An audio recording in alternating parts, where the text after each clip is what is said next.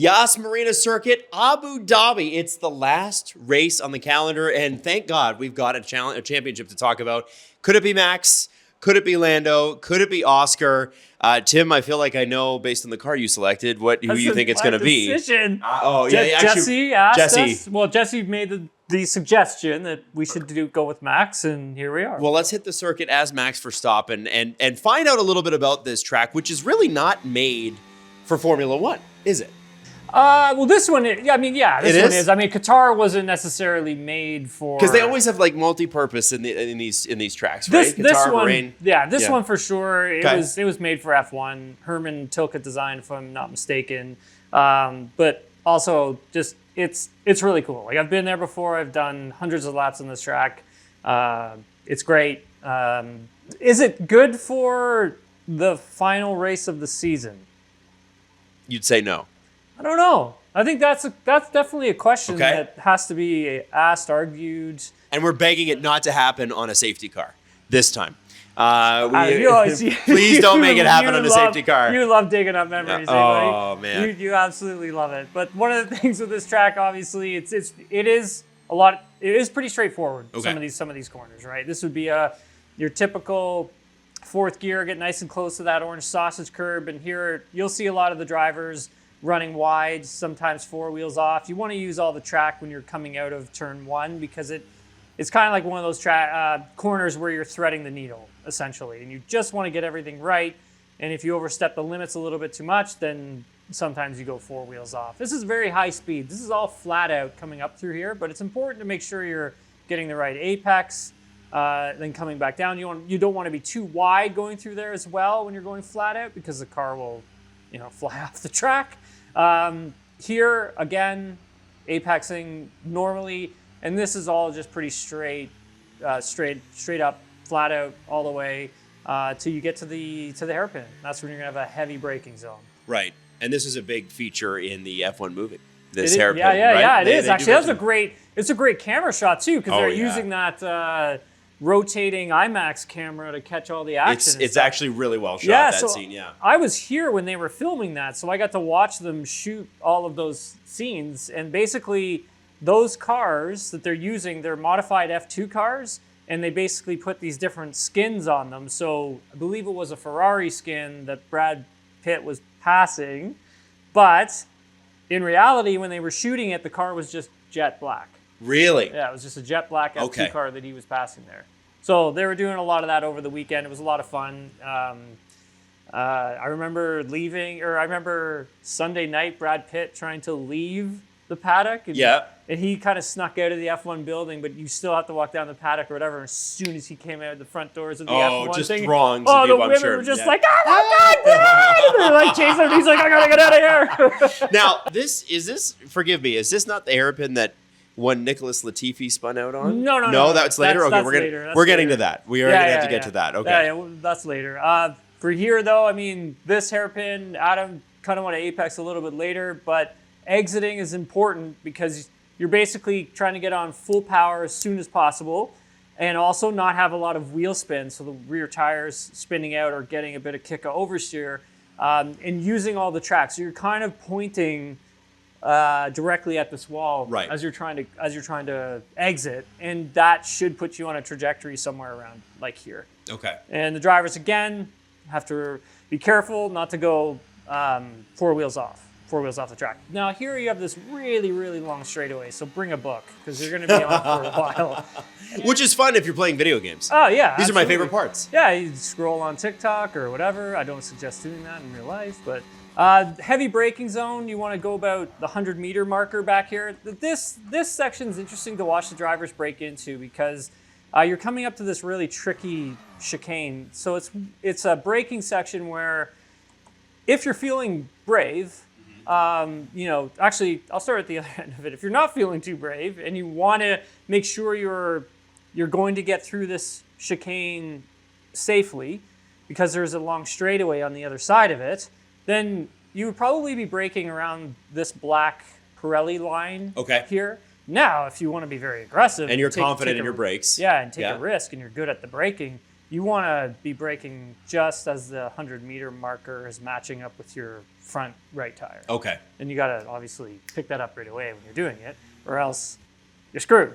So you have to make sure that the braking that's being done here, you're either going to risk it or you're going to leave yourself a bit of margin, because when you're coming in, downshifting, probably about second gear through here, third gear, you're going to be carrying speed through here because you're going up a hill. Like, so if you look, it's, let me see if I can change the, which one is it?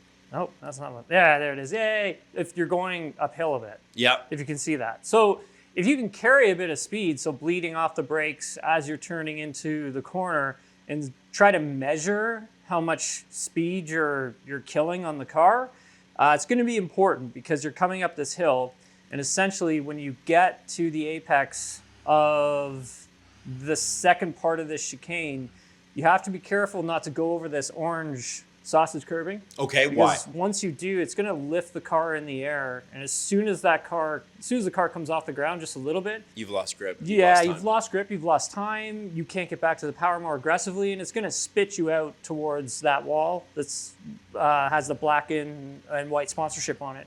So you kind of want to make sure you're apexing around here, just off of that orange sausage curb. But as you're exiting, again, it's like the hairpin. You want to make sure you're straightening out the steering wheel as soon as possible so you can get back to full power, and you can just go over this just a little bit. You don't want to come too far. In the game, it has this green AstroTurf here. If I remember correctly, that's not there in real life, but in the game, it'll spin the wheels out. So you have to make sure that when you're coming out of the corner that you really do stay away from it and leave yourself a bit of margin there.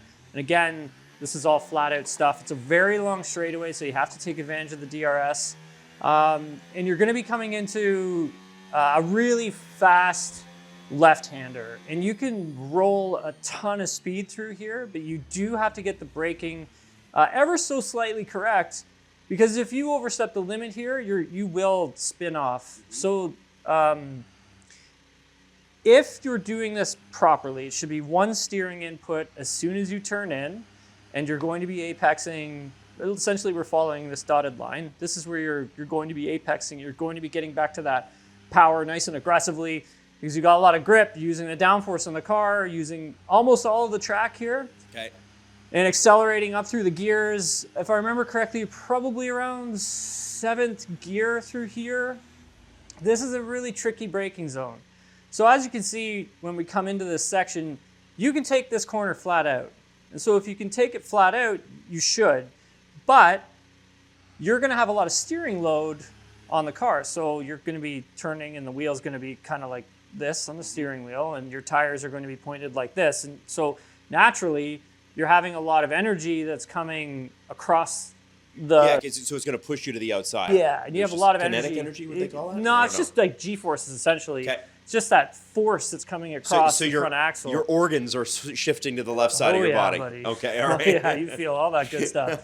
As that's sort of happening, you have to remember you have another corner that's coming up, but the corner that's coming up is probably about a third gear corner. You're probably about 7th gear here, maybe 8th, and you're going to have to brake really hard, really aggressively, and downshift quickly. Now, there's a number of different things that go into this because of the amount of transfer that's happening from right to left. You need to make sure the car's in a straight line when you start your braking. Now, if you look at here, there's not a lot of runway for that, is there? No. Because this is, and you're essentially going to be straight by now. Yeah, and it makes me kind of think a little bit before we get to the next corner of the issues Ferrari's had this year with balance. I mean, Gasly going up to Lewis Hamilton after quali and saying, "Hey, that you looked rough out there." Balance. Cars with bad balance are going to struggle here. Yeah, big time. It's definitely going to be a challenge for the braking as well, right? Like even though the car's got a lot of downforce on it and the car is going to be quite planted, it's the sensation of coming off of the gas, going back to the brake pedal, and allowing the downshifting and the engine braking to take effect all at the same time and as quickly as you can in a straight line. So you have to make sure that your reference marker is accurate here. You also have to make sure the wheel is going to be straight, because if it's not, and you start braking with all that load on the car, you're going to snap the car around. You're just going to snap it around, and you're going to go flying into that wall. Okay. So you have to make sure that you get all those things done really quickly on the brake pedal, really hard, really, really hard, and just slow the car down as much as possible in a straight line before then committing to this section of track. Again, it's a little off camber, some of these corners as well, so you have to pay attention with how much you're getting back onto the power, and then you also have to pay attention about how much speed you can carry into these corners. Sometimes they invite you to carry a little bit more, but the exit can really bite you if you get back to the power too aggressively. So just a couple things to keep in mind. This is where the Nicholas accident happened back in 2021. So coming through here, obviously, again, it's a little tricky because you want to be aggressive with it, but you have to remember there's a wall on the other side immediately. So for Nicky, obviously, he had some junk on the tires as well. And so when he came into the corner, trying to chase, Mick Schumacher for the position, and then obviously had his incident. But for this corner, Adam, when you're apexing and coming out, you want to make sure you're trying to drive the car straight towards the wall. Right. Which is kind of weird. Yes. Yeah. And using all of this track. Like you want to come off. I know in the game, if you kind of go off here, you're going to get a 4 wheels off. But in real life, this is actually a little bit tighter, and you want to be all the way up against this wall as much as possible without slamming into the wall or using the wall as scrubbing the wall, right? Yeah. So anyway, as we're coming through the last few corners here, again, this is flat out. With this part of the track, you don't need to use all of the exit because there's so much grip available here. You don't need to go all the way up onto this curbing. However, when you come to brake, you can use a little bit of this curbing to essentially open up the entry to the final turn. Because if you're shortening the braking zone in terms of where your steering is and where the car is positioned on the track, you can really pinch off this corner and you'd be really slow coming out of it. However, since we have so much track here, we can use it and start to dive the car in. We can carry lots of speed, and then we get back on the power, squeeze it all the way on, and again, using a lot of the track on the exit as well, making sure you're not going 4 wheels off, and that will complete a lap at Abu Dhabi. All right, Tim, we got 3 cars going for it, okay? Yeah. Who is better set up for this track? Is it Red Bull or McLaren? I'm not talking about the drivers, just the cars. That's a good question. I mean, I would say there's certain parts that each team has a strength at. Like for this first sector, I would say this is going to be a toss-up between McLaren and Red Bull. And I only say that because I think if Verstappen trims the car out as much as he has been at some of these races, can really take advantage of this really long straightaway. The main thing is, though, when you get to the high-speed sections later on in like Sector 2, Sector 3, those could be, I think, like McLaren territory because they can run a lot of downforce on the car and get away with it. Where with Verstappen just can't, right? Like he's got to take advantage of where his car's strength. So somewhat equally matched here. Yeah, I mean, like look, let's wait and see what happens. Obviously, I mean, I honestly think it's going to be a toss-up when it comes to like who's going to get pole position here. Really do. I think it's going to be tough, man. Okay. Well, let's get back to the show. But this is the most exciting end to a season we've had since 2021. Oh, yeah. And we're all pretty pumped about it. So, Tim picked a Red Bull. We'll see if they're the ones who get to be the champions. Whoa, that was a bit of a mistake there, Tim. That was a little Max bit wouldn't of be doing that. that. It's a little bit.